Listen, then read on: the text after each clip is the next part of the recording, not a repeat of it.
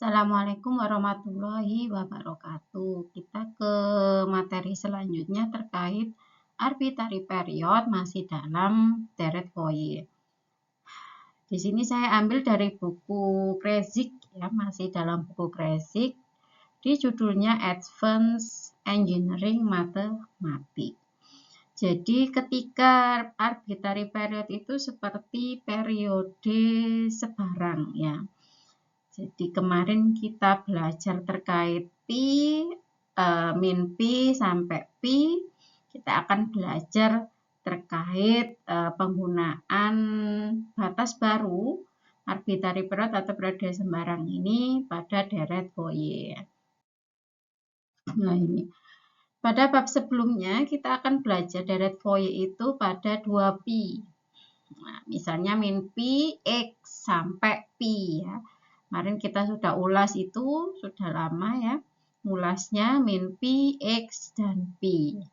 Nah, di pertemuan 13, kita akan mengulas hal yang berbeda.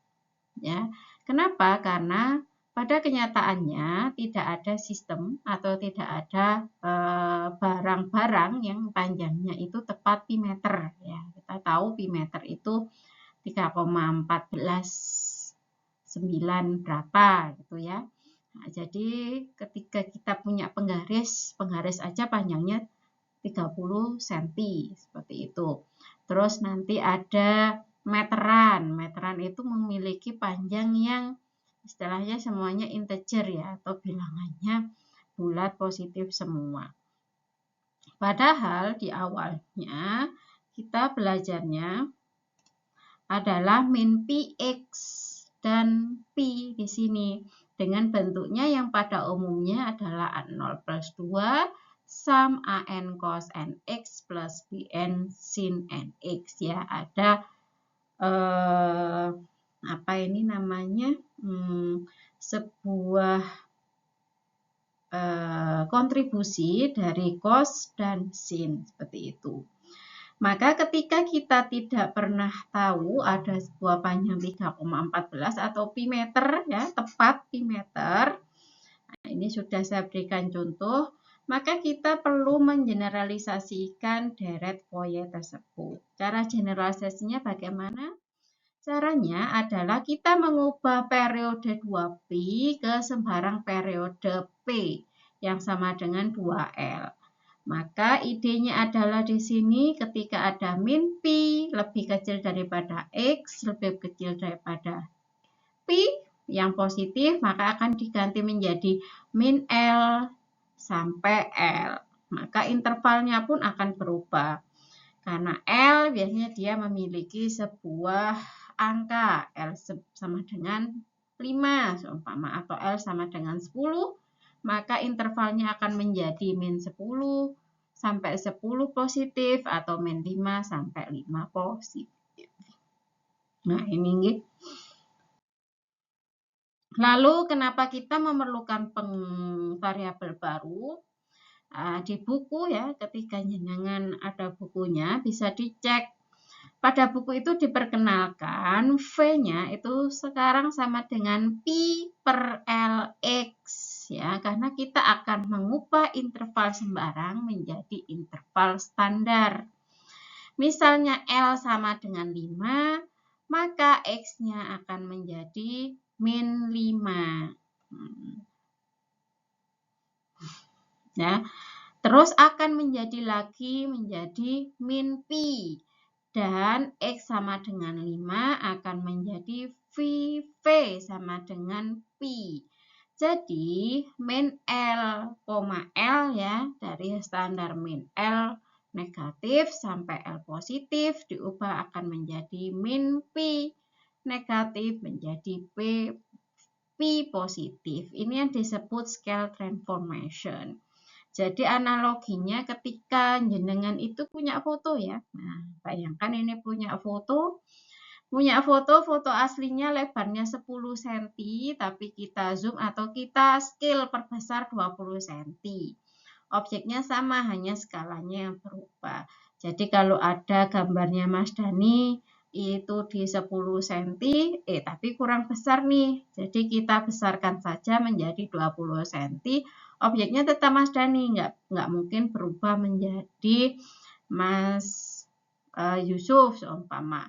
Maka yang dirubah apa? Berarti yang dirubah hanya skalanya, bukan objeknya diganti. Begitu pula itu pada persamaan deret Fourier. Ya, di sini akan ada pertanyaan, mengapa muncul cos n px per L dan bukan cos nx ya. Di awal sebelumnya kita belajarnya cos nx, belum cos npl gitu. Nah, karena tadi sudah dijelaskan di buku. Di buku itu muncul hal yang baru, yaitu V sama dengan Px per L. Maka N-nya di sini, Nx dia akan berubah menjadi Px per L. Ya. N di sini akan berubah menjadi V. Maka jika sebelumnya NV, maka selanjutnya akan menjadi Npx per L. Seperti itu. Okay? Inilah asalnya muncul cos Npxl. Npx per L. Halnya akan berlaku dengan sinus ya. Maka kemarin yang di awal ini, jadi yang di awal cos Np ya, saya coret highlighter ya. Kalau seumpama yang di awal tadi adalah cos Nx, nah, atau cos Nv ya.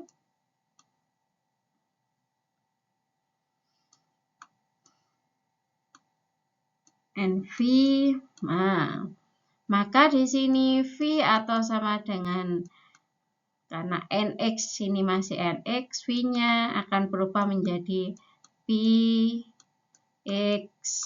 per L. Jadi seperti ini. Ini hanya dirubah V-nya aja. Yang kemarin X-nya sendirian, kita tambahkan X-nya adalah Pi per L. Seperti itu. Oke. Nah, jadi bentuk Fourier yang baru akan menjadi A0-nya tetap sama ya. A0 plus sigmanya N sampai 1 tak terhingga. Maksudnya tak terhingga bilangnya bisa sampai ribuan atau ratusan ya. Atau mungkin 1 juta. AN-nya sama, AN-nya masih akan berikatan dengan cos. Hanya yang tadi NX dia akan menjadi NPX per L. Begitu juga dengan kontribusi dari sin. Bn-nya NPX per L. Maka satu-satunya yang berubah di sini hanya NX, berubah menjadi NPX per L. Yang lainnya tidak berubah. Karena apa? Arbitrary period atau kita mengubah batasnya dari integral Fourier. Itu. Jadi koefisien Fourier yang baru dia menjadi N sama dengan 1 per Pi ya, ini awalnya yang dulu kita belajar ini fx cos nx dx, maka kita akan mengubah menjadi 1 per L, batasnya juga harus dirubah, min L sampai L. Cosnya, kontribusi cos menjadi NPX per L dx, seperti itu. Hal yang sama juga akan berlaku pada Bn dan A0.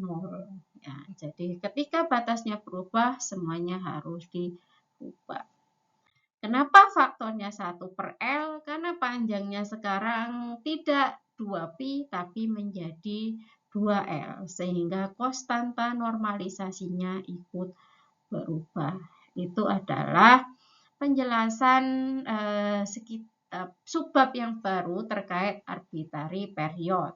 Minggu depan akan saya jelaskan terkait odd function dan even function, penggunaan batas ganjil dan genap, dan semuanya ya. Jadi ada 3 dari subbab arbitrary ini yang akan saya jelaskan.